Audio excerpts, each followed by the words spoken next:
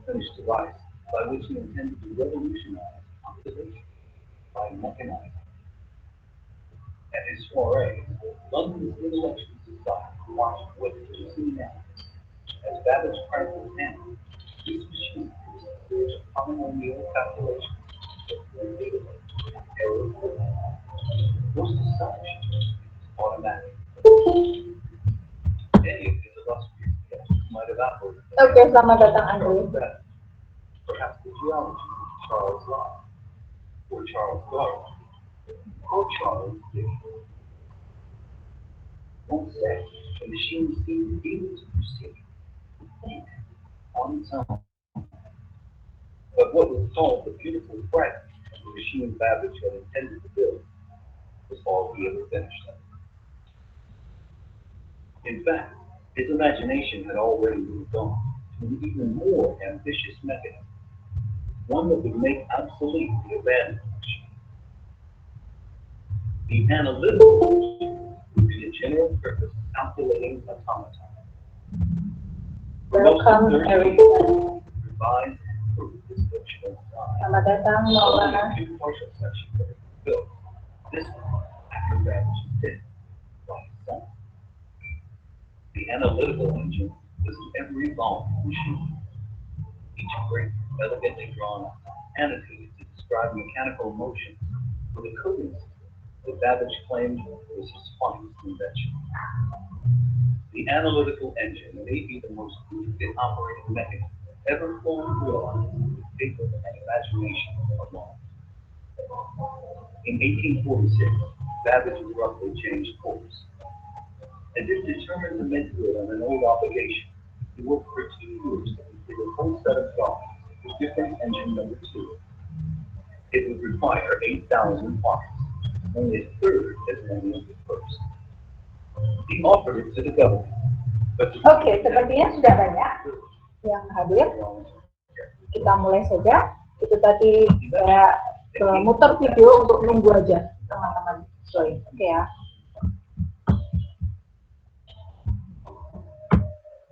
more than 130 years later.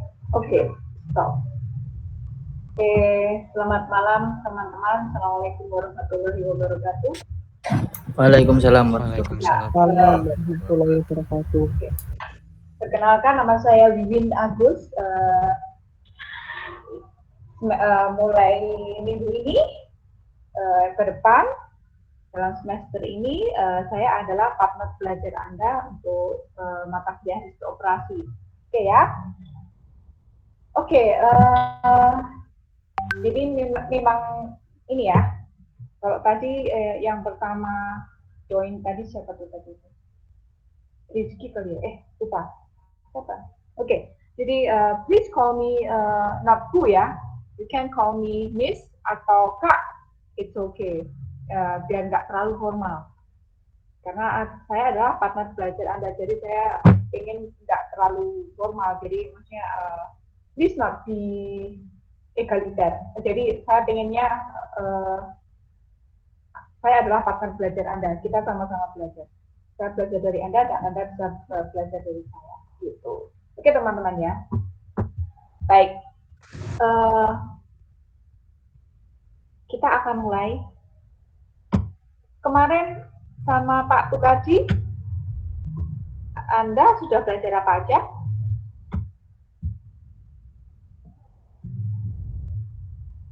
May I have your voice, teman-teman? Please relax aja, jangan terlalu spaneng, dan please speak up. Ya, stop sharing. Oke, stop sharing. Saya akan sharing. Masih pengenalan riset operasi, Bu. Oke. Terus sama disuruh install POM for Windows. Disuruh ngisi apa? Diminta ngisi apa? Install POM for Windows. POM Okay, QM for Windows. Oke. POM for Windows. Oke. Oke. Please call me Miss or Kak, not Bu ya. Yes, Miss. Tuh terlalu formal Anda kalau misalnya ini. Ya. I'm sorry.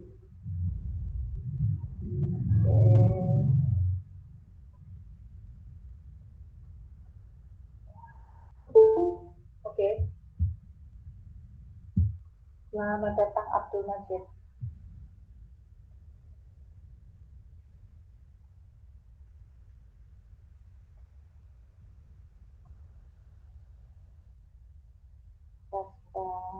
Mute.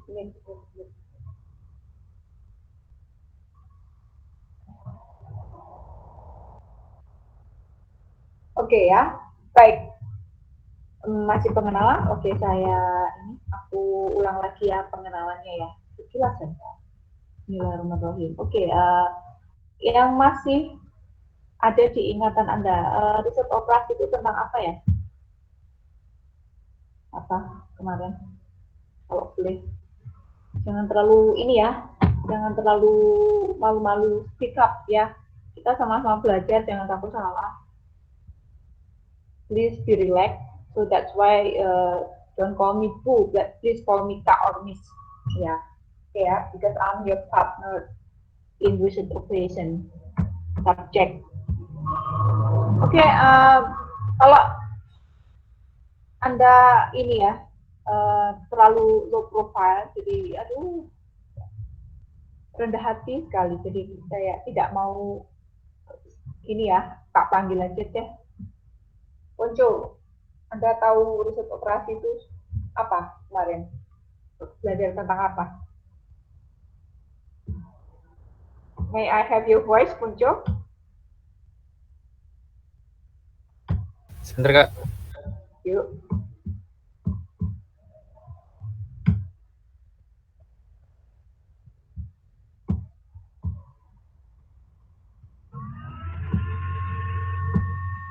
Oh, salah sharing. Oke.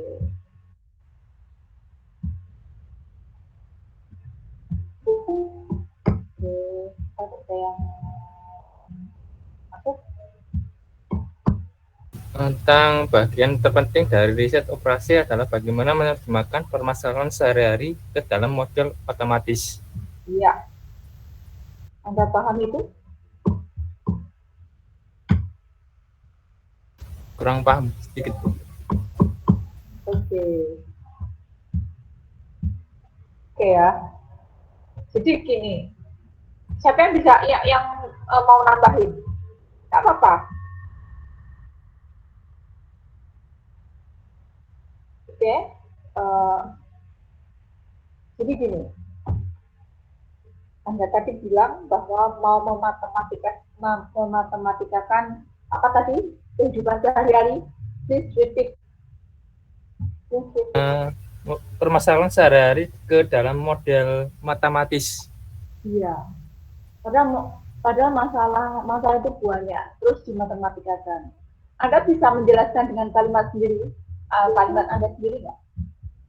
Jangan takut, kok jangan menghafal, tetapi selamat datang Kevin. Oke, tapi ungkapkan itu dengan gaya bahasa Anda sendiri dan Anda paham yang Anda bicarakan. Mematematikakan permasalahan sehari-hari. Masalah itu banyak nih. Terus masalah yang mana yang dimatematikkan? Gimana, Ponco? Oke. Siapa yang bisa nambahin? Ponco sudah betul, tetapi dia kurang pede untuk speak up. Padahal aslinya dia pinter. Tapi nggak mau ngomong banyak ya kayaknya, masih belum mau ngomong banyak. Siapa yang mau nambahin? Katanya tadi sudah dibagi sama Ponco bahwa mau mematematikakan permasalahan sehari-hari. Masalahnya itu banyak. Izin menambahkan. Iya, Miss. Silakan. Yep.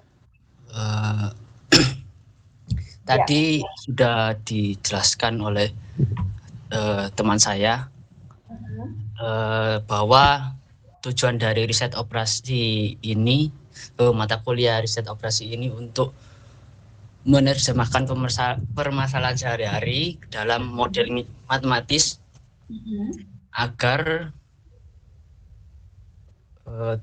tercipta sebuah solusi terhadap permasalahan tersebut. Pinter. Contohnya apa? Contohnya kemarin Pak Tukadi telah memaparkan sebuah materi. Iya. Contohnya Nervous ya, masuk nervous. di Biasa sebuah PT Pertamina mempunyai beberapa depo, di mana depo tersebut tersebar di beberapa wilayah di Jawa Timur. betul. Dan depo tersebut mempunyai permasalahan. Bagaimana cara memilih sebuah depo agar dapat melayani customer atau beberapa POM yang dekat dengan daerah depo tersebut. Betul. Oh itu betul itu. Betul. Ya betul. Ponco betul. Muhammad siapa ini? Muhammad Fahri. Oke, Fahri betul. Ya. Dan Anda semuanya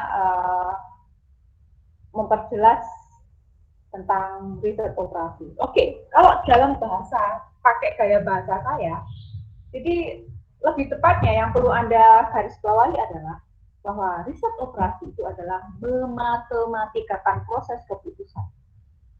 Itu ya, stressingnya di situ. Tapi goalnya adalah agar depo terbaik itu bagaimana kan? Ya kan? Jadi dengan kalimat sederhana adalah riset operasi itu adalah suatu sub pembelajaran, yaitu mempelajari apa? Mempelajari yaitu saya ulang bahwa riset operasi itu adalah proses mematematikakan keputusan Anda. Mematematiskan proses keputusan Anda. Bisa dipahami dengan kalimat sederhana itu, satu kalimat itu, mematematikakan proses keputusan Anda. Bisa dipahami? Riset operasi itu intinya di situ. Bisa. Mematematikkan proses keputusan Anda. Contoh, semoga contoh ini akan tambah menajamkan ingatan Anda tentang konsep riset operasi. Saya ulang sedikit, nanti kita akan ke metode pertama yang kita pelajari. Jadi begini, oke ya. Riset operasi. Iya. Ini bisa dibaca sendiri. Oke. Saya ulang bahwa riset operasi itu adalah proses mematematikakan keputusan Anda. Contoh, karena keputusan itu banyak, oke ya. Keputusan itu ini ya, lebih sederhananya ini. Keputusan itu ada yang sifatnya adalah spontan, ya kan? Mana ya slide-nya ya? Ya, jadi keputusan itu ada yang spontan dan ada yang manajerial. Yang spontan apa?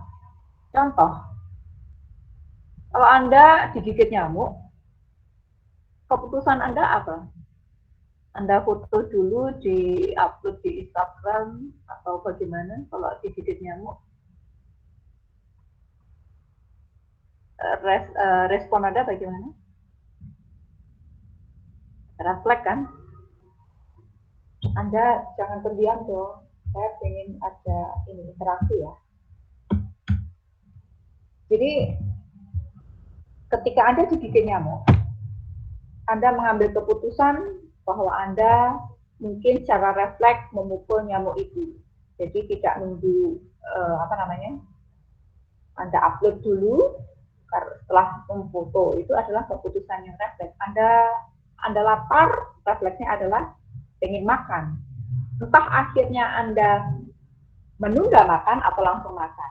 Itu adalah keputusan yang refleks, keputusan yang spontan. Masalahnya ada jenis keputusan yang lain, yaitu keputusan manajerial. Oke, sebentar Pak, ada teman yang masuk. Oke, selamat datang Fatur. Oke, kita lanjut ya. Nah, jenis keputusan yang kedua inilah, yang bersifatnya manajerial inilah, Anda perlu mematematikakan proses keputusan Anda. Oke, wait a minute. I let your friend come in. Oke, selamat datang Miftah. Oke, aku lanjutkan.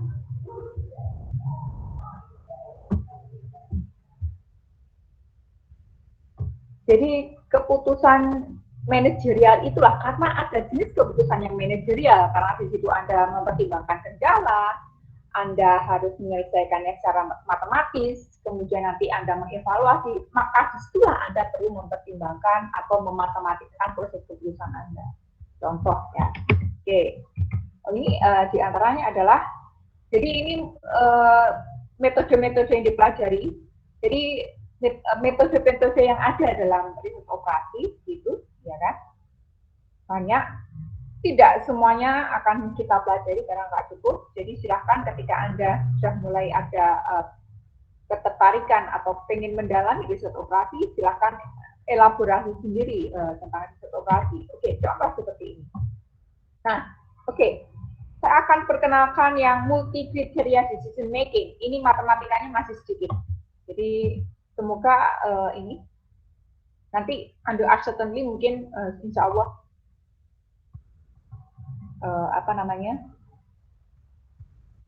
insya Allah semoga bisa tercover juga ini kita bahas malam ini secara cepat dan semoga jelas. Oke ya, contoh kita pertama belajar tentang multi kriteria decision making. Ini matematikanya masih sedikit.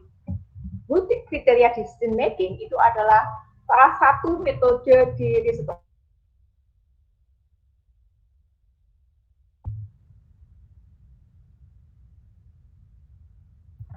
Ada ada 3 goal yang ingin dicapai, tetapi goal yang paling utama adalah dominasi. Kalau tidak bisa yang dominasi, adalah leksikografi goalnya. Kalau nggak bisa mencapai leksikografi, maka ada goal yang ketiga yaitu penghampiran, yaitu goal yang paling rendah di multi kriteria decision making. Oke. Nah, dominasi itu adalah kalau satu alternatif mendominasi semua kriteria. Jadi di multi kriteria decision making ini Anda diperkenalkan dengan istilah kriteria di sini. Dan goal-nya adalah 3 macam ini. Jadi contoh kasus begini. Bagi yang putra dan yang belum menikah, mungkin cepat atau lambat dalam waktu dekat atau agak menengah, Anda akan menentukan pasangan hidup Anda yang Anda nikahi dan Anda berjanji untuk hidup semati. Yang putri tentu akan menentukan pilihannya mana laki-laki yang mantap dijadikan pendamping hidup. Oke ya. Nah, dalam memutuskan siapa-siapa itu, Anda pada faktanya ditemukan, Anda pada kenyataannya memiliki kriteria-kriteria. Oke ya. Misalnya kriterianya adalah 10, 1 sampai 10, tanpa menyebutkan rankingisasi ya, secara acak, tapi totalnya 10 kriteria. Misalnya, tingginya harus sekian, kulitnya begini, begini. Intinya sederhananya adalah 10. Gitu. Itu kriteria Anda. Dan faktanya, Anda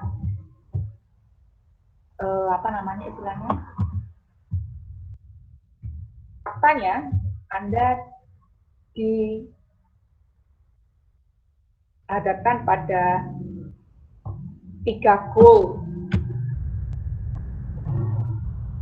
Goal yang paling ideal adalah dominasi. Ya kan? Tapi kriteria itu yang Anda tentukan 1 sampai 10. Tapi faktanya Anda punya banyak alternatif. Kalau yang putra mungkin bunga, melati, mawar, anggrek, dan sebagainya. Mana ya yang saya pilih? Bunga, melati, anggrek, mawar. Kalau yang putra, Arjuna, Bima, dan lain sebagainya. Siapa itu? Jadi alternatif adalah pilihan-pilihan yang ada di depan Anda. Jangan kriteria yang ada itu penentuannya ada pada Anda. Oke, kita langsung ke dominasi. Di sini setiap keputusan, meskipun Anda memiliki goal utama yang sama, yaitu dominasi, Anda sudah mulai menunjukkan keunikan masing-masing. Bagaimana itu? Oke, misalkan Anda semua ber-20 sekian ini memiliki kriteria pasangan, setiap orang misalnya 10 kriteria. Yang hidungnya mancung, apalah, pokoknya 10. Sama, meskipun semua dari Anda memiliki 10 kriteria, tapi di sini Anda sudah memiliki keunikan masing-masing. Kalau 10 itu betul-betul sama kalimatnya, mungkin kalimat kriterianya, mungkin yang membedakan adalah rankingisasi. Maksudnya begini, mungkin di nomor 1, misalnya, apa ini, saya mau sebutkan nama. Misalnya nomor 1 Amar. Amar itu dari 10 itu aku paling nomor 1 ini deh, dia orangnya setia, mungkin seperti itu. Atau mungkin siapa namanya, Argo. Oh enggak, aku nomor 1 ini aja deh, cantik. Nah, begitu keunikannya Anda mulai muncul. Ya, ini contoh sederhana aja, biar mudah. Tapi pada faktanya biasanya ini ya, multi criteria decision making itu juga bisa diterapkan dalam faktanya memang diterapkan di perusahaan metode-metode ini. Oke ya, ini analogi memilih pasangan ini adalah agar mudah saja diingat dan mudah saja dipahami konsepnya. Oke ya. Nah, dari sama-sama Amar sama Aldo sama memiliki 10 kriteria, tetapi Amar dan Aldo dari 10 kriteria itu dia menentukan ranking 1 dan 2, 3 itu berbeda. Nah, dari sini pun sudah memiliki keunikan sendiri-sendiri. Sudah. Tuh. Nah, maka ketika Aldo dan Amar itu dihadapkan pada 5 alternatif, mawar, anggrek, melati, siapalah pokoknya 5 itu. Karena goal pertama dominasi itu apa sih? Kalau satu alternatif itu mendominasi semua kriteria keputusan Anda, misalnya mawar. Oke ya. Oke. Ntar saya admit teman Anda yang masuk dulu. Oke, selamat datang Vincent. Oke, kita lanjutkan ya. Misalnya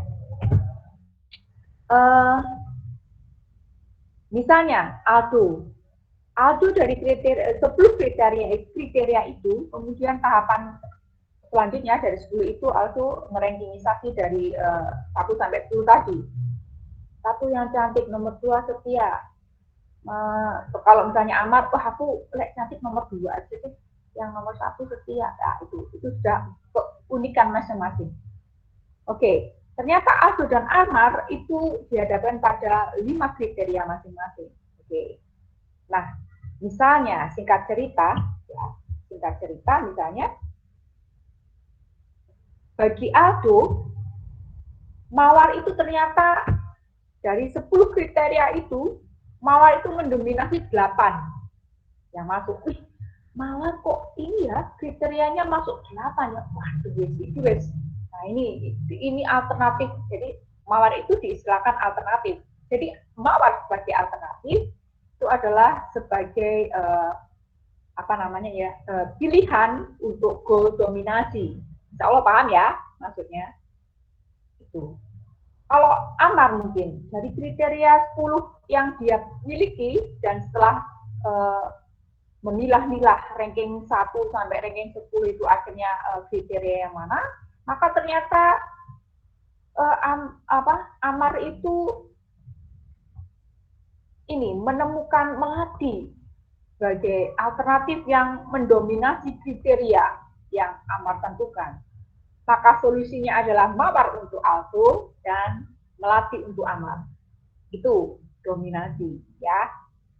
Dominasi. Maka pilihlah mawar untuk alto dan pilihlah melati untuk Amar. Itu ya. Berdoa saja, mawar dan melati mau menerima alto sama apa itu Amar. Itu. Oke ya. Paham ya? Itu. Nah, kalau misalnya dominasi tidak ada, misalnya dari 5 alternatif, mawar, melati, anggrek, siapalah itu, waduh kok tidak ada yang mendominasi mereka itu. Saya menentukan 10 kriteria dan sudah saya rankingisasi kriteria-kriteria itu.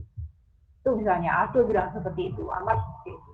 Tapi ternyata ketika memperhatikan alternatif, entah melati, mawar, dan 5 alternatif itu, 5 dan nama-nama yang lain, intinya jumlahnya 5, ternyata mereka tidak ada yang mendominasi satupun dari kriteria yang ditentukan oleh Amar dan Aldo. Misalnya rata-rata dari alternatif itu memiliki atau istilahnya masuk misalnya cuma 6 kriteria. Waduh, di mawar cuma 6 kriteria yang masuk. Di melati juga 6. Akhirnya ketika dominasi itu tidak ada, maka Anda harus mempertimbangkan goal leksikografi. Apa itu leksikografi? Bahwa satu alternatif memenuhi kriteria keputusan yang Anda prioritaskan. Nah, Anda baru merenung lagi. Kalau semuanya itu 5 alternatif tadi, mawar, melati, anggrek, dan lain-lain itu, kalau misalnya cuma 6 yang memenuhi kriteria Anda, dari 10 kriteria yang Anda tentukan, Anda perlu merenungkan untuk masuk ke leksikografi bahwa sebenarnya alternatif mana sih dari ke-10 itu yang menjadi prioritas Anda, itu yang perlu Anda renungkan. Misalnya Anda memprioritaskan dari ke-10 itu, oke deh, saya prioritaskan 1-5 aja.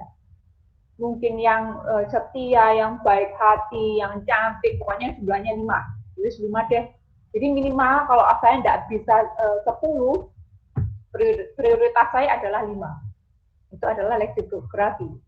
Ternyata dari alternatif yang jumlahnya 5 tadi, yang kesemuanya itu cuma memenuhi 6 kriteria yang Anda tentukan dari 10, ternyata Anda mulai menemukan siapa yang istilahnya berhak Anda pilih sebagai goal leksikografi. Apa itu? Bahwa alternatif siapakah putri seorang lady itu yang memenuhi kriteria prioritas Anda. Prioritas Anda mungkin yang 5 poin dari 10 kriteria yang Anda tentukan. Gitu. Sampai di sini bisa dipahami, sampai leksikografi? Masih bisa, Bu. Oke. Miss atau Kak? Iya, maaf, Kak. Ya, oke. Membiasakan lidah. Oke ya. Oke, ketika leksikografi pun tidak ada, waduh ini, apa ini? Kayak gitu. Maka Anda diperkenalkan dengan goal yang namanya penghampiran. Kalau di bahasa Indonesia kan adalah penghampiran. Oke. Apa itu? Kalau yang leksikografi itu adalah keputusan kriteria Kalau leksikografi itu adalah Anda memilih alternatif yang memenuhi kriteria prioritas, maka kalau penghampiran itu adalah minimal minimal, Pak, misalnya guyon-guyonannya ya, terus minimal dia mau dia menerima aku, kayak gitu, dan dia perempuan, misalnya seperti itu. minimal mau menerima aku deh. Dan dia ini. Nah, seperti itu contoh. Jadi itu adalah analogi dari multi kriteria decision making. Matematikanya masih belum nampak ya. Nanti rankingisasi. Jadi kalau misalnya diterapkan di perusahaan Anda misalnya mau mendirikan sebuah perusahaan, mau mendirikan startup, Anda milih ini. Misalnya Anda mau membuat kantor itu di mana? Di Surabaya, di Mojokerto, atau di Sidoarjo misalnya seperti itu. Nah itu tadi, Anda mau menentukan kantor itu di Surabaya atau di Sidoarjo atau di Mojokerto, Anda perlu memperhatikan kriteria yang Anda tentukan.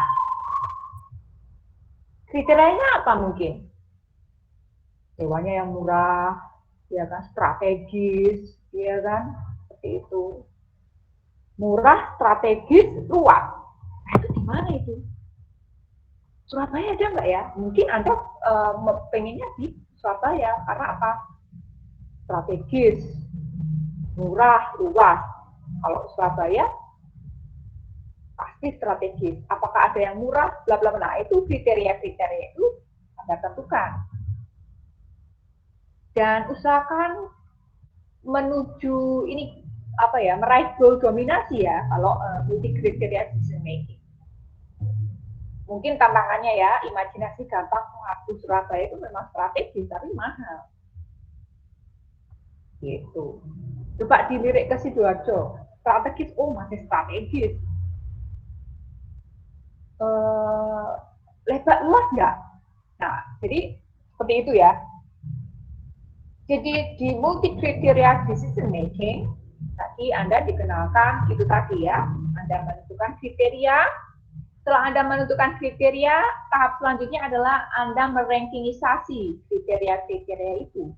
Ya, untuk memahami bahwa dari 10 kriteria, misalkan jumlahnya 10 ya, misalnya jumlahnya 10 itu, Anda harus lebih merenung lagi, sebenarnya dari 10 itu ranking 1 yang mana sih? Ranking 2 yang mana sih? 3 mana sih? Sampai akhirnya 10, itu ya. Oke. Itu, dan kemudian setelah Anda merankingisasi kriteria yang Anda tentukan, maka Anda dihadapkan fakta yang ada. Tapi faktanya saya menentukan di Surabaya, di Sidoarjo atau di Mojokerto. Faktanya adalah saya dihadapkan Melati, Mawar, Anggrek, dan lain sebagainya. Gitu.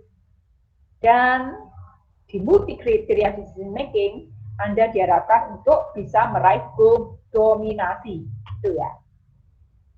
Itu untuk metode multi kriteria decision making. Ada pertanyaan sampai di sini? Ada pertanyaan? Masih belum kayaknya. Oke, alhamdulillah kita akan melanjutkan metode kedua di pertemuan kedua ini. Yang pertama adalah multi kriteria decision making, dan yang kedua adalah kita dikenalkan pada decision making under uncertainty. Oke ya, aku share slide-nya.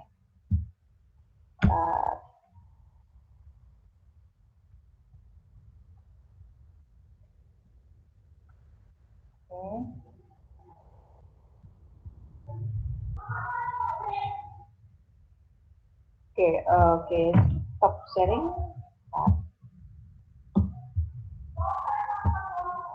Saya share slide kedua.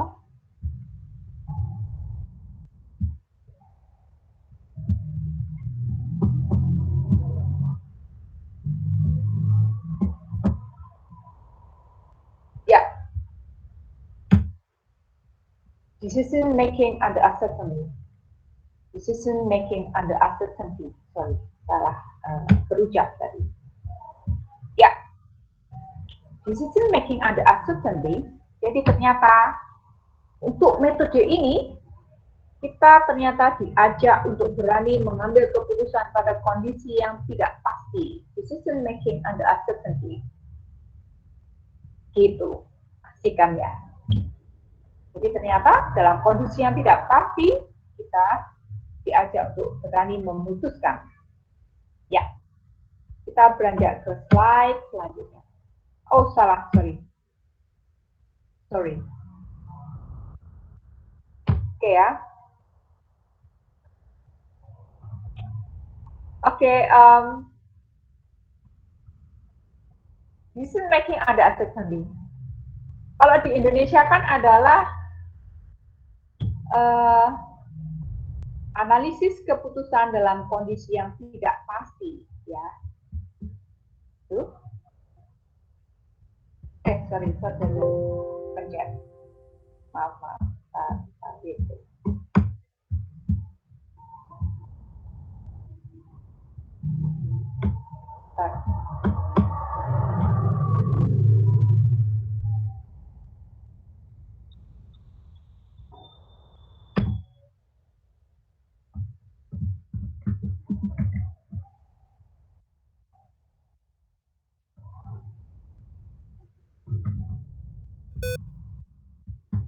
Wait.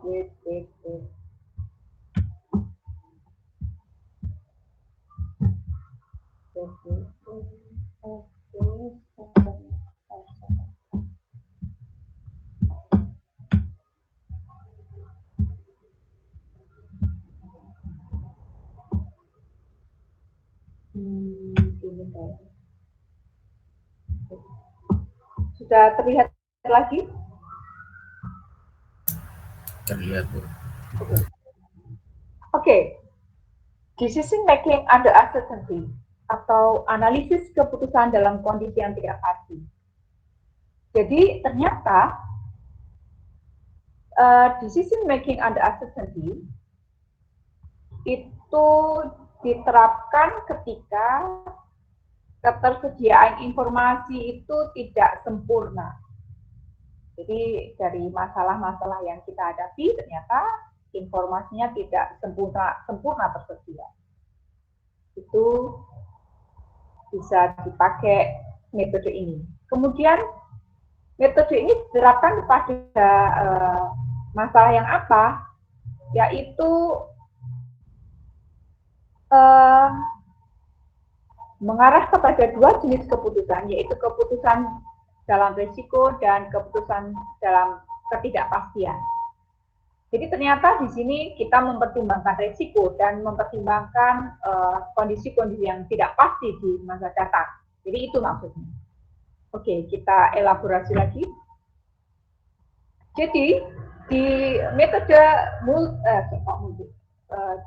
metode decision making under uncertainty ini kita dihadapkan kepada ini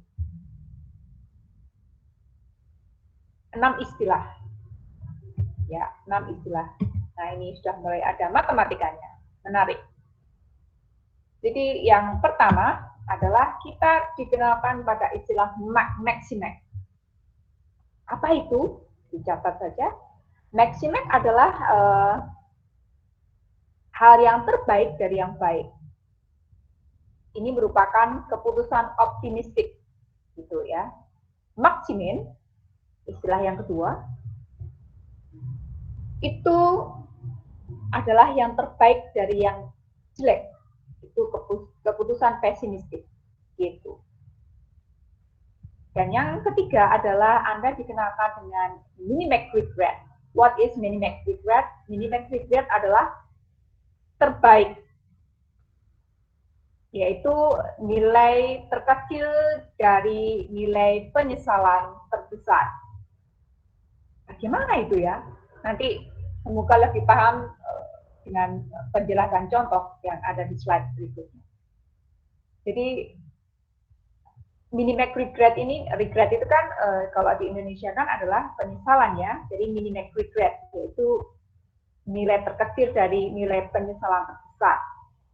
Ini merupakan keputusan hati-hati. Kemudian istilah ketiga, keempat adalah kriteria Harvard. Apa itu?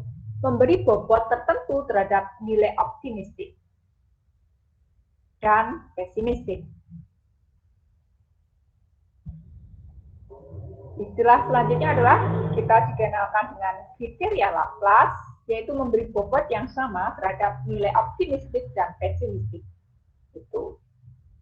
Dan yang terakhir adalah kita dikenalkan dengan nilai ekspektasi, yaitu nilai harapan dari semua kondisi, atau misalnya ini ekonomi ya, kita ibarat analogikan ekonomi, gampangannya sebagai contoh.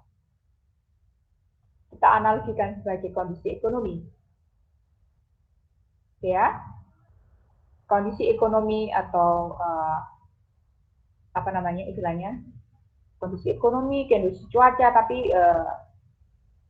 pada kasus ini kita ambil kondisi ekonomi saja sebagai contoh untuk memahami decision making under uncertainty, ya. Dan ini ya. Jadi probabilitas atau diistilahkan P itu pada semua kondisi harus terlebih dahulu diperkirakan. Oke, untuk memahami ke-6 istilah-istilah ini pada metode decision making under uncertainty, kita beralih ke slide selanjutnya. Ini ya. Nah, contoh nih ya. Contoh. Nah ini contoh. Contohnya adalah Anda misalnya punya keinginan segera membuka usaha, oke ya. Usaha Anda itu apa? Oke, Anda setelah diskusi dengan teman-teman terbaik Anda dan juga mungkin diskusi dengan orang-orang yang Anda percaya, maka Anda punya ini ya, istilah misalnya Anda punya pertimbangan utama bahwa ternyata Anda menyadari bahwa bisnis itu yang bagus, mungkin pertimbangan Anda atau adalah based on passion. Jadi sesuai dengan minat Anda. Jadi bukan karena tren sebenarnya. Minat. Based on your passion, minat Anda. Gitu.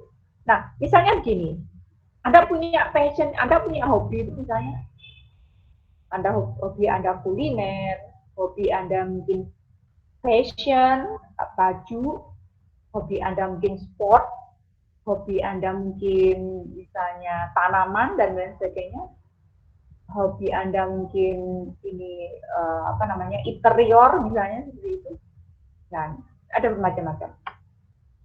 Nah, setelah Anda renungkan ketertarikan bisnis Anda itu ya berdasarkan hati Anda, bukan karena ini ya tren, Anda menentukan bisnis itu ada 4 macam. Ini aja deh, A, B, C, D ini. Oke, diistilahkan A, B, C, D. Oke ya.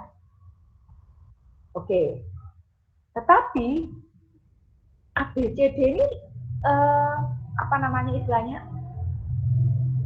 Yang mana ya yang paling tepat saya mulai di pandemi ini misalnya?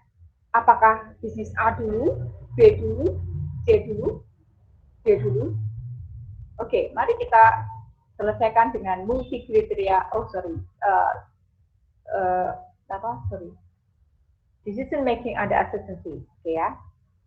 Jadi langkah-langkah yang kalau saya sederhanakan dalam tabel, maka sebentar ada yang masuk, saya admit dulu. Oke, selamat datang Cindy. Oke ya, kita lanjutkan.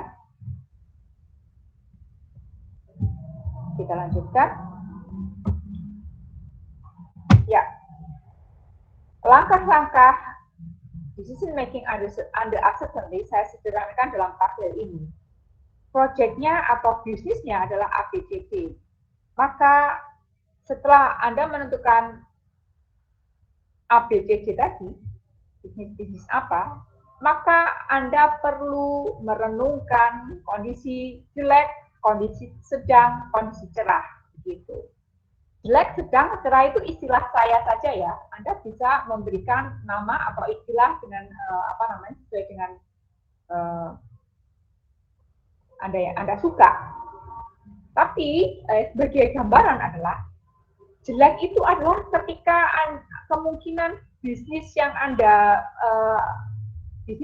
akan Anda mulai itu betul-betul terpuruk. Kondisi jeleknya kira-kira gimana ya? Kondisi sedangnya gimana ya? Kondisi cerahnya seperti apa ya? Bisa, oke. Contoh. Gampangannya adalah Anda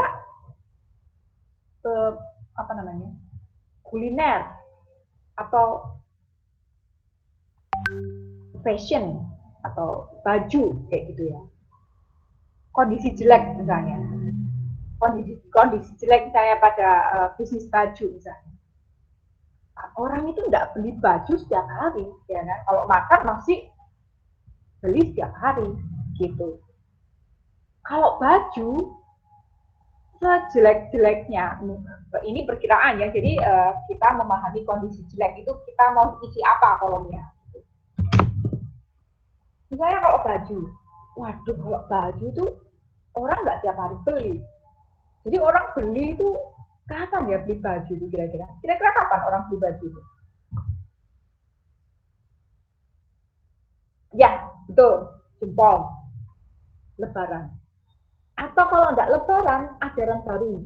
Bagi mungkin siswa-siswa sekolah ya, baik itu SD, SMP, SMA. Nah, mungkin sekali itu dalam setahun dia beli baju. Nah, di sini Anda perkirakan bisnis Anda kalau misalnya Anda membuka bisnis jual beli baju ya.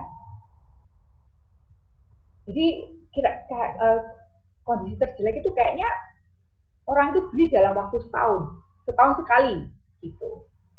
Nah, misalnya ini adalah bisnis baju tadi. 60 itu apa sih maksudnya?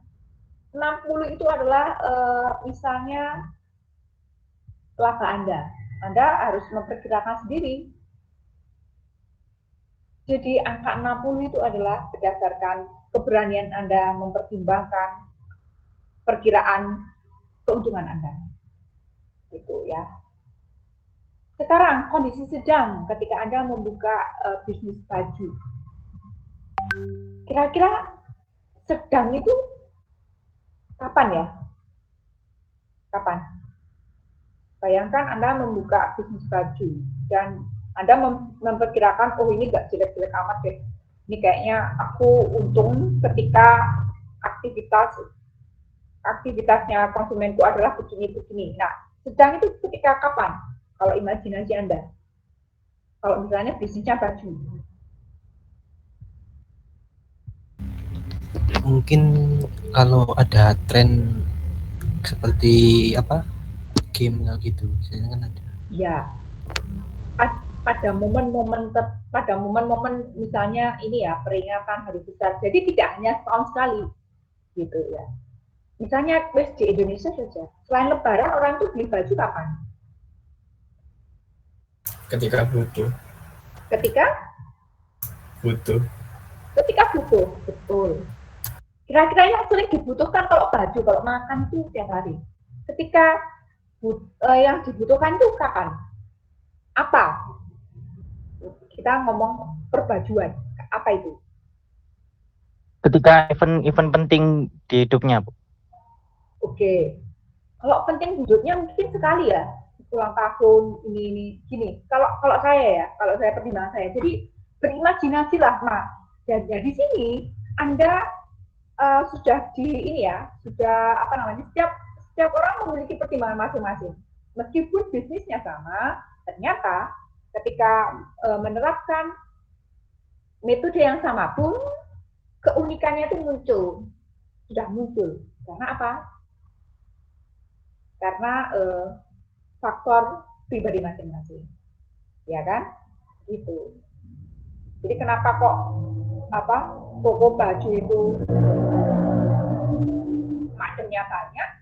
Mungkin setiap ownernya yang memiliki ilmu bisnis ya juga sudah mempertimbangkan untung ruginya dan pertimbangan goalnya sehingga secara operasional mungkin akan berbeda hasilnya gitu. Kalau saya imajinasi saya orang itu kalau beli baju selain ini ya. Jadi makanya silakan berimajinasi, kembangkan imajinasi Anda. Jadi orang itu kalau selain lebaran, selain sekali setahun dalam beli baju itu ketika apa namanya istilahnya baju yang dia miliki itu rusak dalam tanda kutip. Nah, ketika ngomong rusak, kira-kira baju yang cepat rusak itu bagian mana? Apa weh? Jadi, oke, baju itu adalah istilah umum ya. Aku nyebut baju itu istilah umum. Jadi kalau apa namanya, yang ada di tubuh manusia itu kita istilahkan umum adalah baju, yang melekat di tubuh manusia itu istilahnya baju. Kita istilahkan baju ya. Tapi ketika kita breakdown, ada istilahnya ini dasi, anggap aja itu juga baju. Jadi ketika orang beli baju, kalau tidak setahun sekali, itu kalau rusak. Nah, kira-kira yang rusak itu apa ya? Yang sering rusak, wis. Nah, itulah pilihlah sebagai ini, apa namanya? Sebagai apa namanya istilahnya bahan belanjaan Anda untuk Anda pajang di outlet Anda. Kira-kira apa yang gampang rusak? Dari apa namanya? Perlengkapan yang namanya baju. Jadi ini tantangannya akan lebih. Kalau makan itu tiap hari. Kalau baju, nggak orang tiap hari beli baju. Apa kira-kira?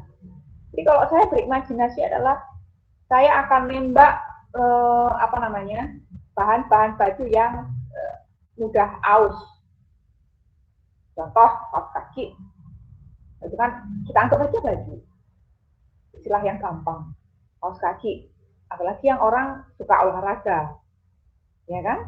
Orang olahraga itu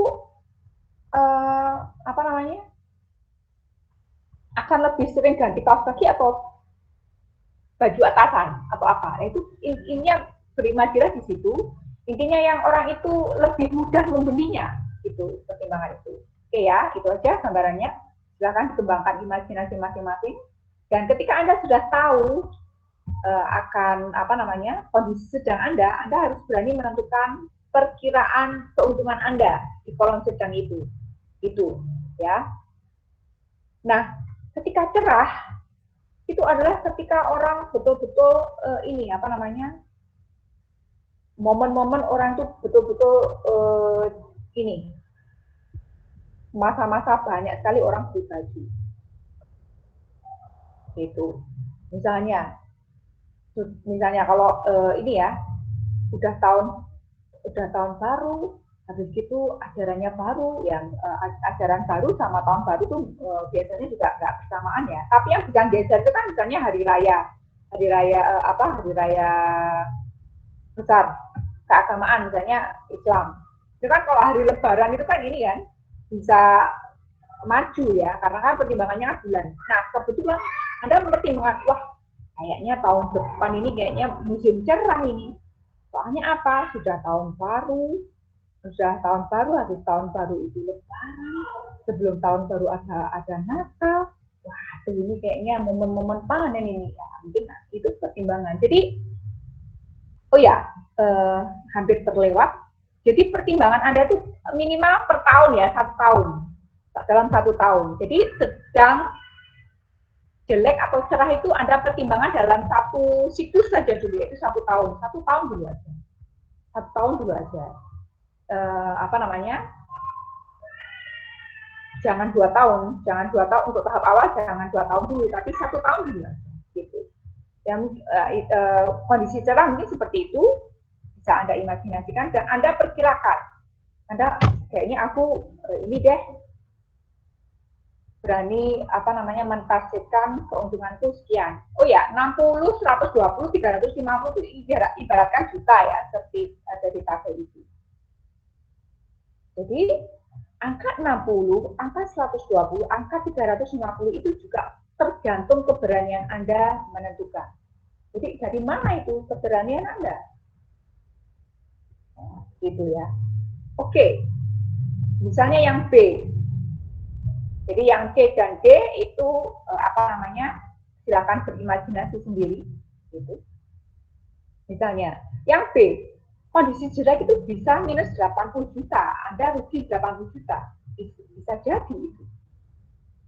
Contoh apa dong? Tiba-tiba B ya, misalnya apa namanya istilahnya ini bisnis yang berbeda ya. Kalau tadi pakaian, B itu misalnya adalah Anda di pertanian misalnya. Misal, bisa saja kondisi yang tidak terduga karena mungkin ini climate change.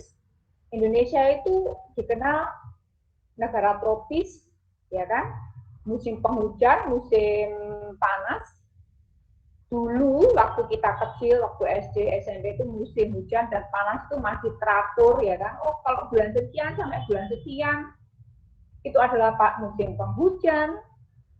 Sekian sampai sekian itu adalah musim kemarau dan lain sebagainya. Mungkin karena perubahan iklim, jadi nggak menentu.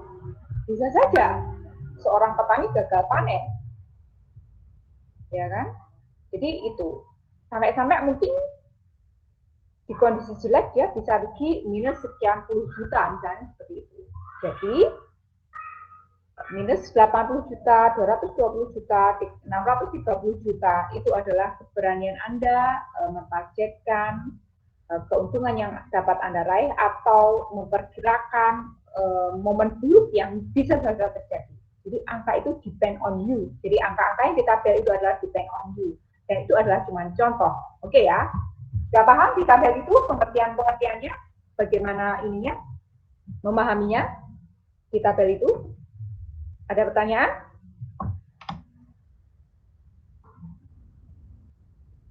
Belum, Bu. Oke, selanjutnya kita ke slide berikutnya. Nah, kita mulai terapkan itu yang 6 istilah tadi. Apa tadi? Maximax, Maximin, Minimax Regret, dan kriteria Harvey, kriteria Laplace, dan nilai ekspektasi. Oke, kita terapkan. Nah, ini dia. Sudah mulai ada matematikanya. Jadi inilah riset operasi, mematematikakan proses keputusan Anda, sehingga dapatkan solusi yang optimal. Jadi stressingnya adalah mematematikakan proses keputusan Anda, gitu ya. Kalau kalimat yang lebih sederhana ya. Jadi begini, Anda tadi masih ingat kan ya, tabel yang ini, itu kondisi jelek, sedang, cerah untuk setiap bisnis A, B, C, D. Oke ya, kita terapkan di sini. Untuk proyek A, B, C, D, maksimalnya berapa? Nah, kita kembali ke istilah maksimal itu adalah kondisi terbaik dari yang terbaik. Nah, kita lihat dari A, B, C, D ini ternyata yang terbaiknya itu adalah yang 350 di semua kondisi cerah ini. Jadi maksimal itu ternyata di kondisi cerah. Maka angka-angka yang di kondisi cerah itu kita masukkan ke maksimal. Di sini hasilnya. Seperti itu. Paham ya? Oke, yang kedua kita kenalan dengan maksimal. Apa tadi maksimal? Maksimal adalah terbaik dari yang terjelek.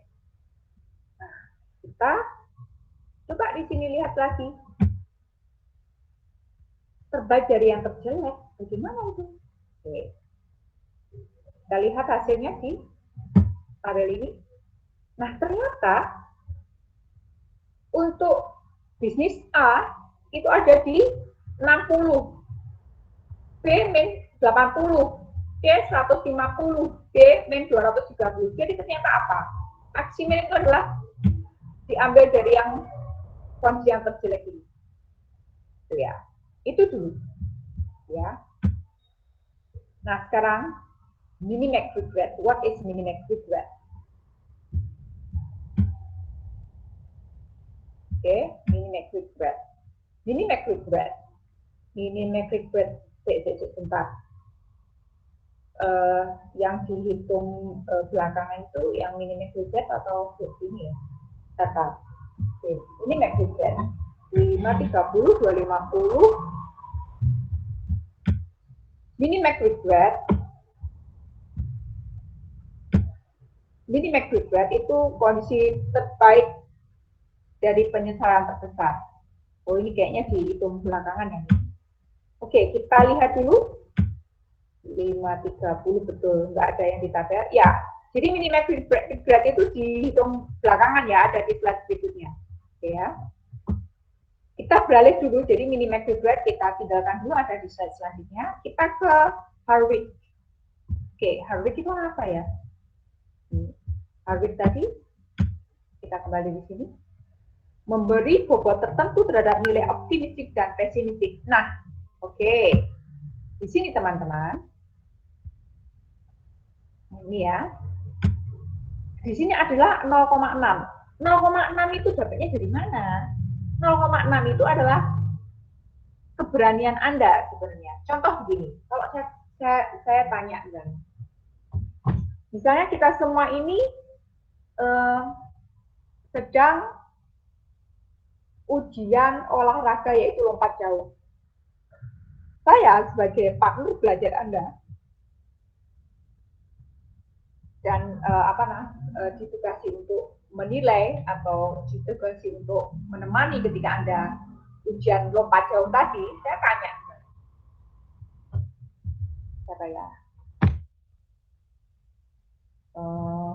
Tadi sudah ada Aldo, tadi Amar. Misalnya sekarang Kelvin misalnya. Kelvin, kamu kan sudah latihan. Misalnya. Dian, Dendi, kamu kan sudah latihan tuh. Anda misalnya 2 minggu terakhir Anda sudah latihan rutin. Dan sekarang Anda waktunya ujian lompat jauh. Kira-kira Anda bisa melompat berapa jauh? Misalnya begitu. Kelvin misalnya bilangnya, saya optimis 2,5 meter. Dendi, Dian, sama. Oke, saya juga optimis 2,5 meter deh. Gitu. Nah, 0,36 di sini, jadi Anda bisa menentukan 0,3, 0,4, 0,6. Jadi 0,6 itu apa? Errornya. Gitu ya. Semakin sedikit keberanian Anda menentukan error, maka semakin keren Anda menerima tantangan. Jadi gini, kalau angka tadi itu saya sederhanakan 100 cm, misalnya 1 meter ya 100 cm. Kalau Anda menentukan 0,6, berarti errornya adalah 0,6. Jadi kalau misalnya Anda menentukan, lompatan saya 1 meter, berarti error Anda 0,6, setidaknya Anda bisa menempuh 60 cm. Jadi, kalau tadi si Kelvin, Dian, dan Dendi tadi, misalnya saya tanya, oke, saya optimis menempuh ini 2,5 meter, saya bisa loncat dengan alfa atau dengan alfa misalnya 0,1, berarti 10% dari 2,5 itu, berarti setidaknya Anda mampu melompat ini ya, 250 cm dikurang 25 cm adalah 225 cm Anda bisa. Setidaknya Anda 2 meter lebih Anda bisa meraih itu jadinya ya. Jadi arti alfa ini adalah error Anda, keberanian Anda menentukan error, keberanian Anda menentukan bleset gitu. Itu ya. Oke, lebih jelasnya di sini. Nah, di sini.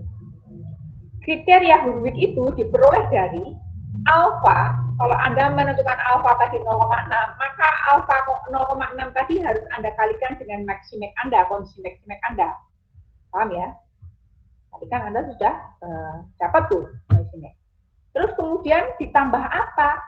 Ditambah 1 kurang alfa. Kalau alfanya itu 0,6, maka minimax ini dikalikan oleh 0,4. Bisa dipahami?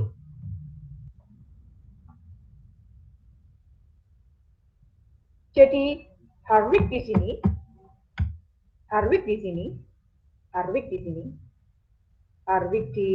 kolom ini didapat dari 0,6 kali maximax plus 0,4 minimax. gitu. Jadi saya tanya, saya cross check pemahaman Anda. Jadi Hardwick-nya project A, saya coba minta siapa ini ya, Dimas bersuara. Hardwick-nya A itu didapat dari perhitungan yang mana, Dimas? Tadi Hardwick. Berarti titik ini ya.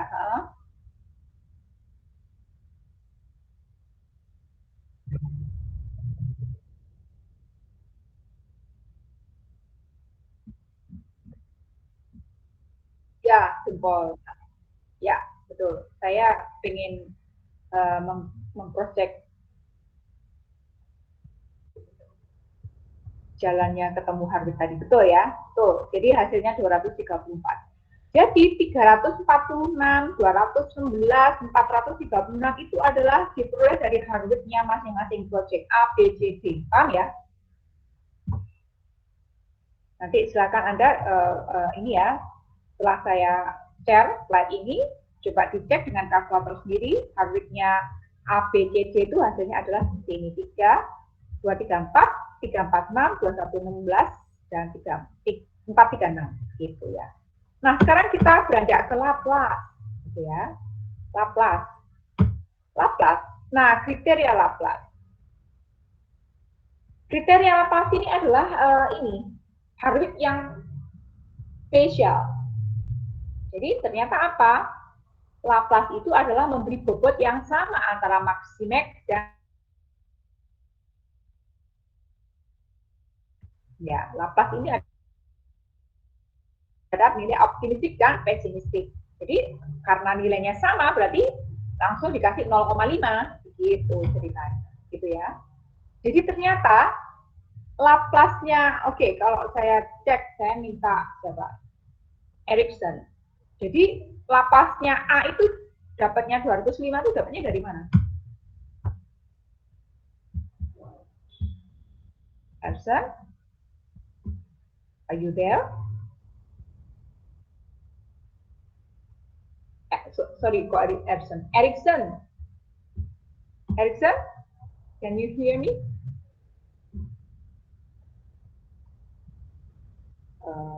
Nggak dengar kayaknya ya. Coba Miftah.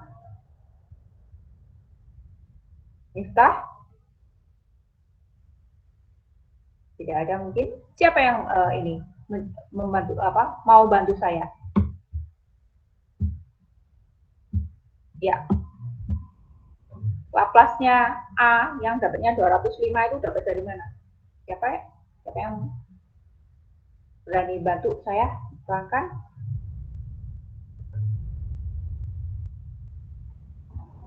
Ya ini ya, kriteria Laplace. Salah enggak masalah. Salah enggak apa-apa. Yuk siapa?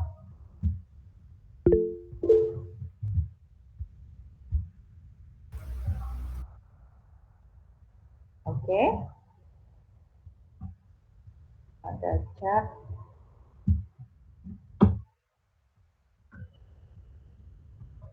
Oke. Erikson masih di jalan. Oke, Erikson, nggak apa-apa. Ya, siapa? Silahkan. Dimas lagi deh.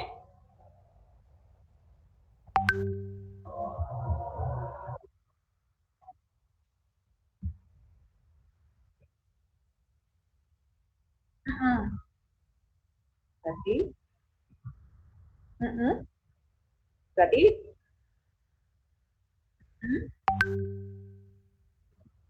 betul. Jadi 0,5 kali 350 hasilnya berapa?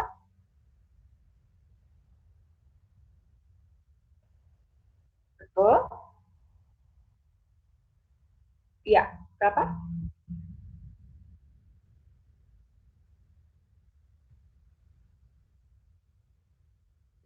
Ya, 205.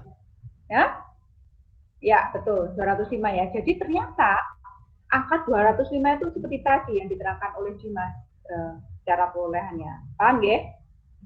Jadi yang ke bawah-bawah 275, 205 dan 325 itu adalah seperti yang dijelaskan Dimas tadi cara memperolehnya. Sudah betul, Dimas. Terima kasih Dimas sudah membantu. Oke ya. Oke, selanjutnya ekspektasi. Oke ya, ekspektasi.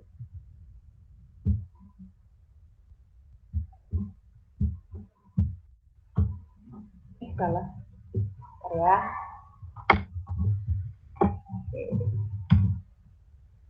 Jadi ekspektasi. Nah ini ya.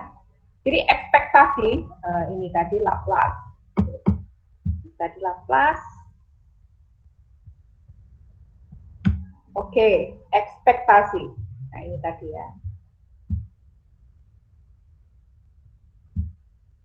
Ekspektasi itu, oke, ekspektasi kita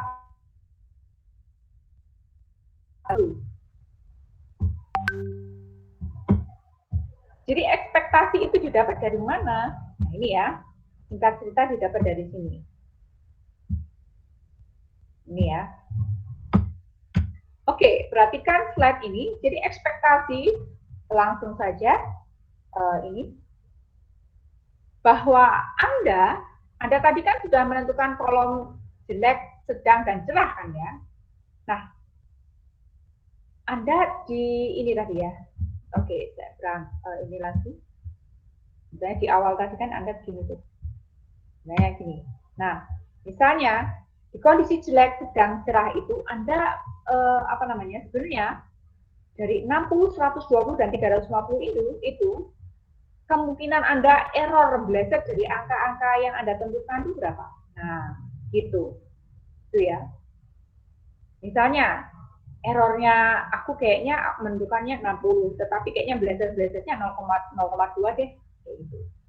Sedangkan misalnya yang sedang misalnya 0,3 deh. Kayak gitu. Misalnya yang kondisi cerah adalah meleset-melesetnya adalah 0,5 deh. Kayak gitu. Nah, angka-angka itu bagaimana besarnya, bagaimana Anda menentukan besar-besarnya error-error itu?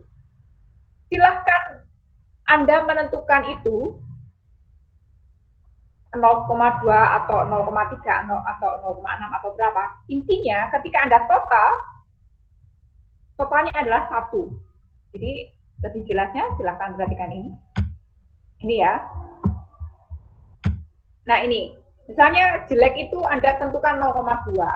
Sedang itu 0,5, cerah itu 0,3. Jadi ketika Anda total 0,2, 0,5, 0,3 itu semuanya Anda total akhirnya adalah 1,0 gitu.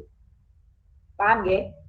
Jadi mungkin ketika Anda menentukan ini ya, angka keuntungan di kondisi jelek, mungkin error-errornya bisa nggak 0,2 tetapi 0,4 mungkin, sedangnya di 0,1 mungkin, dan cerahnya mungkin 0,5.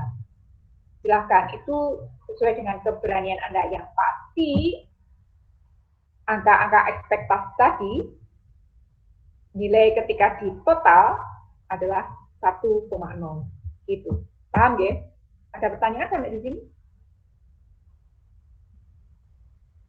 Jadi, ketika ini, kita hitung di sini ya, ini ekspektasi. Misalnya, ekspektasi adalah 0,2 untuk yang jelek, 0,5 untuk yang sedang, 0,3 untuk yang cerah. Maka 12 ini didapat dari itu tadi. Tadi kan di kolom ini kan 60 tuh. 0,2 dikali 60 sama dengan 12. 0,5 dikurang berapa ini? Salah ngomong. 0,5 di di kondisi sedang yang di ini. Sorry.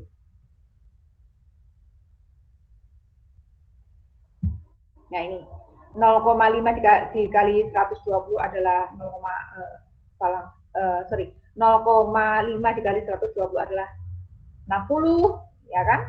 Terus kemudian 0,3 dikali berapa tadi? 350 hasilnya adalah 530. Jadi seperti itu. Oke ya. ini, ekspektasi. Gini ya. Jadi, untuk project A, ekspektasinya adalah hasilnya adalah 12 untuk jelek, sedang itu 60, untuk cerah adalah 105. Dengan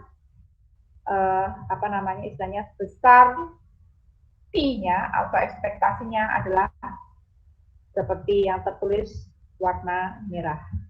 Nah, ketika Anda sudah menentukan ini, maka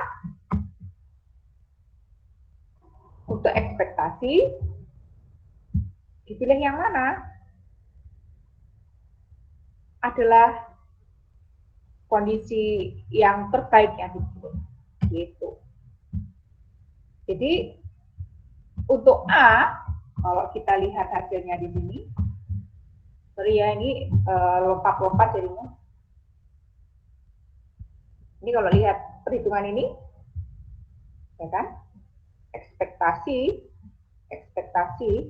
ini, ekspektasi dari A itu adalah ini, 177. Oke, di mana 177 dapatnya dari mana?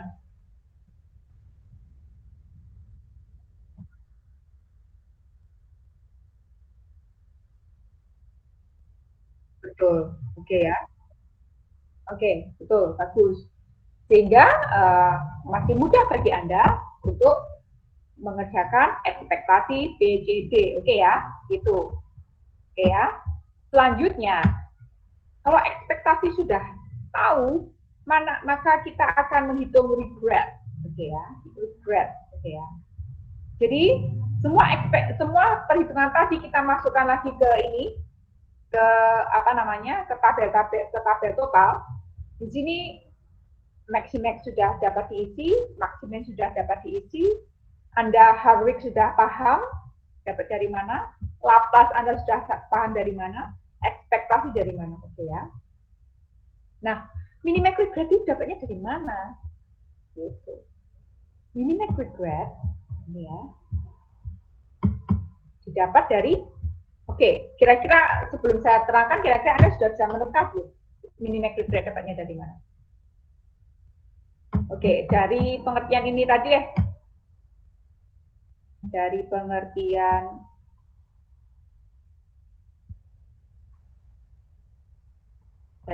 ini. Minimax regret. Nilai terkecil dari penyesalan yang terbesar. Itu merupakan keputusan hati-hati. Oke ya, minimax regret. Nilai terkecil dari keputusan nilai terkecil dari penyesalan terbesar. Kira-kira dapatnya dari mana? Yuk.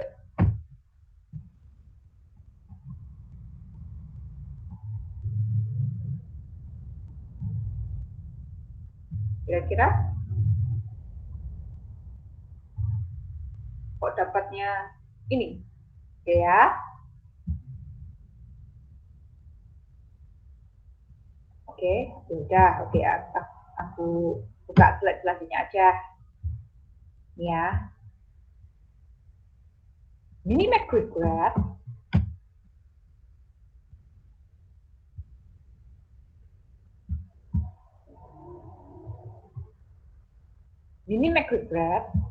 itu didapat dari, coba perhatikan yang ini, sebelah total semuanya. Yang ini.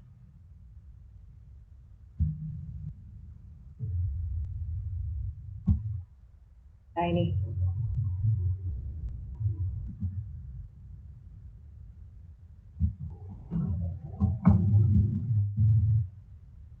Ini oke, saya pindah aja dulu. Biar nggak pindahnya slide-nya terlalu jauh.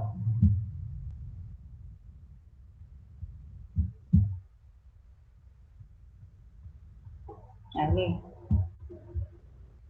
tadi ini ya, nah di sini, oke saya pindah. Nah minimax regret di sini.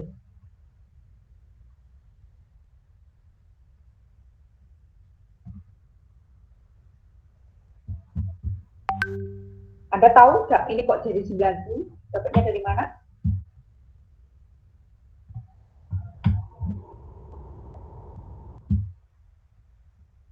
Kira-kira Anda bisa terka nggak? Kan awalnya begini tuh. Awalnya Anda begini. Terus kemudian dari begini. Kira-kira bisa tebak nggak? Tahu sini deh. Bentar.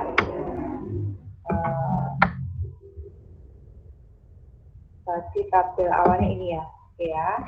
Oke, aku pindah di sini biar nggak terlalu jauh.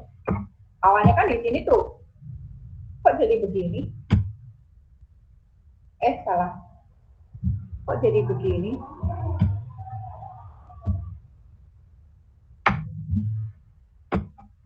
Ya. Kira-kira bagaimana?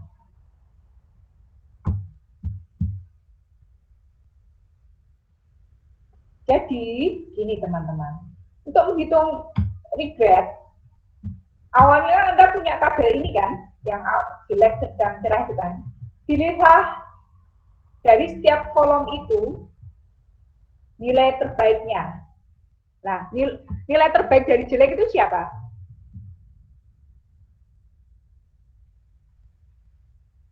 Halo?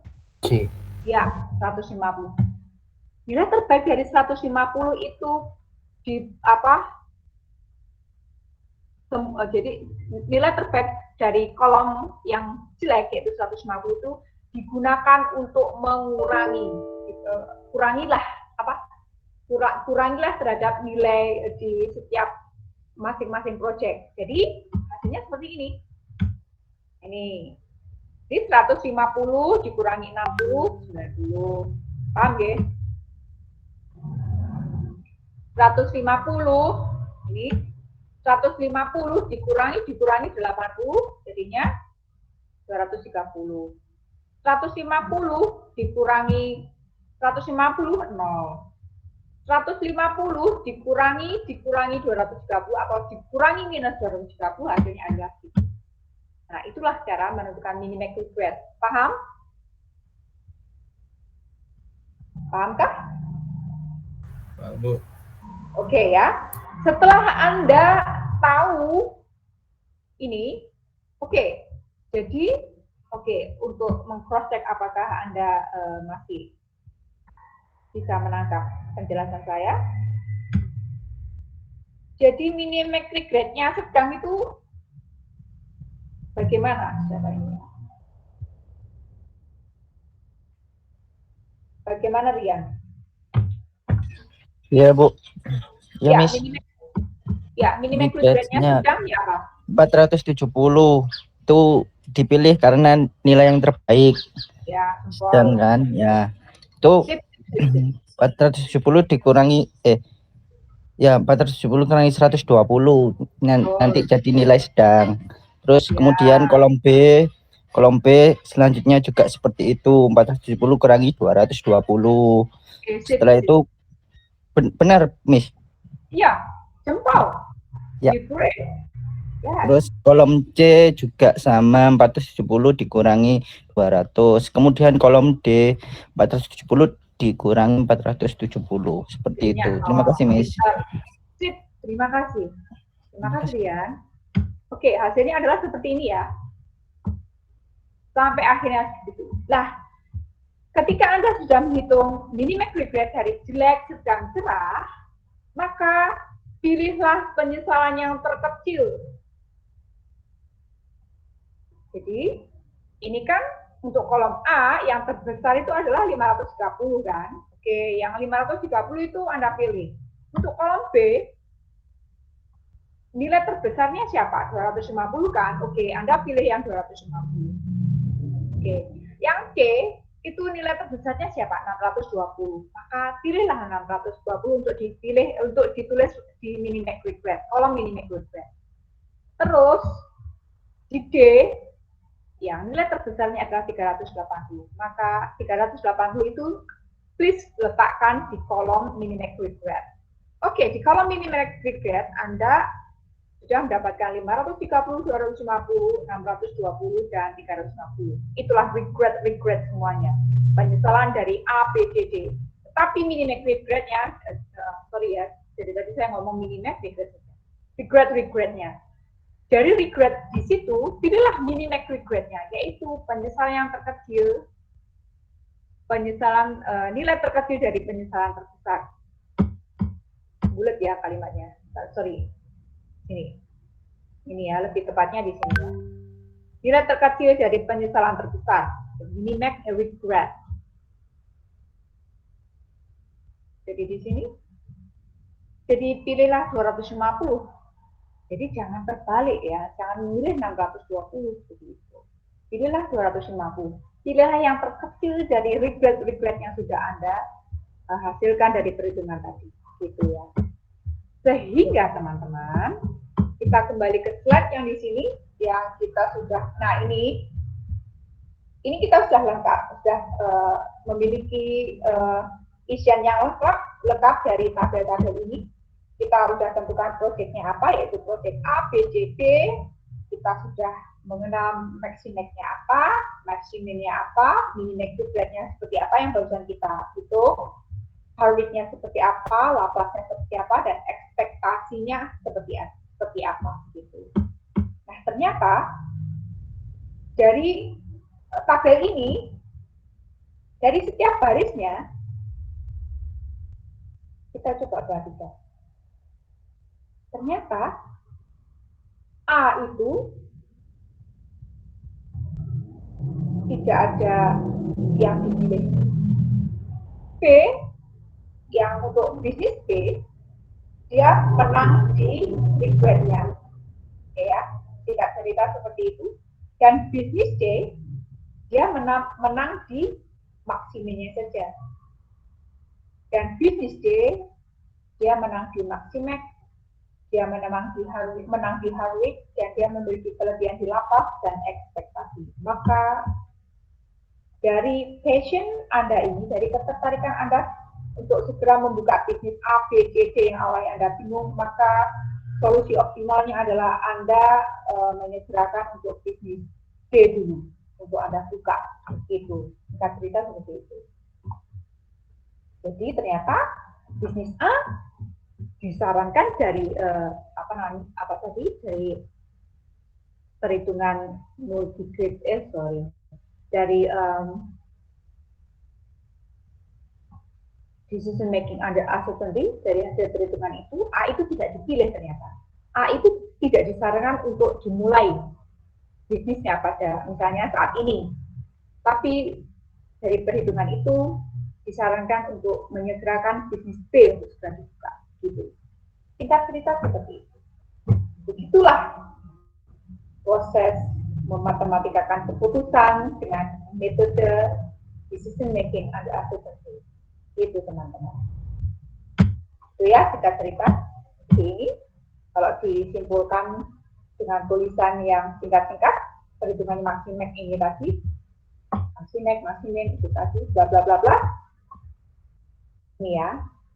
Strongly recommended tidak memilih bisnis A sebagai keputusan bisnis Anda, tetapi memilih B. Itu. Tidak pernah dipilih, tapi segeralah milik B. Itu sarannya. Saran dari hasil perhitungan decision making under uncertainty. Begitu teman-teman. Demikian singkat penjelasan dari decision making under uncertainty. Ada pertanyaan?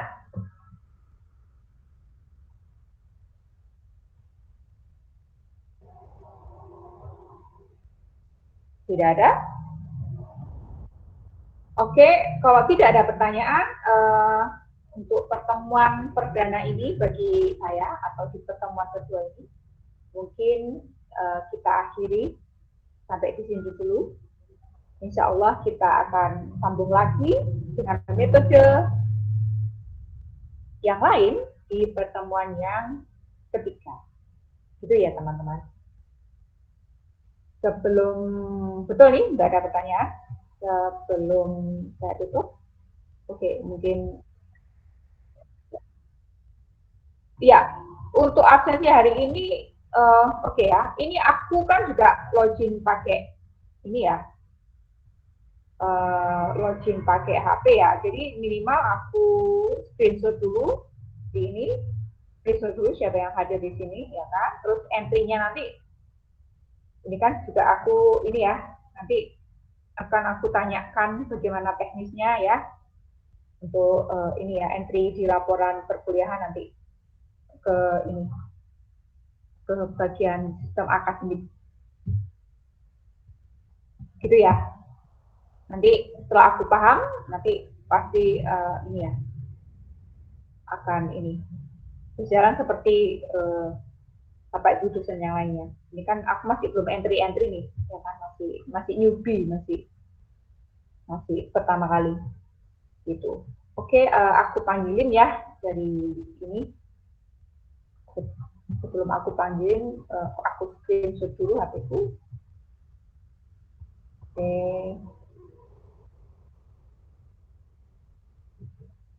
Ya.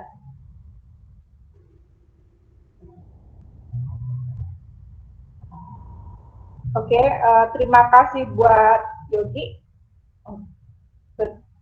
Tiono, Resli, ya, sorry. Terima kasih buat Robi, Rizky Ade, Risa, Rizky Sidik, Rian, Ponco, Muhammad Rizky, Muhammad Fahri, Miftah, Rosi, Faktu Rosi, Erikson, Ega, Dimas, Dian Nur Indah ya, Dendi, Kelvin, Tarik, Bagus Nur, Andre Setiawan, Amar, Aldo, Ahmad Maulana, dan Abdul Majid. Oke ya. Ada yang belum saya mention? Insya Allah sudah semuanya ya. Oke teman-teman. Terima kasih atas permisi Bu, ya. saya baru join kelas ini hari ini soalnya kemarin saya habis revisi mata kuliah. Oh ya. Ya, saya yang namanya Amar tadi Bu. Iya. Siap.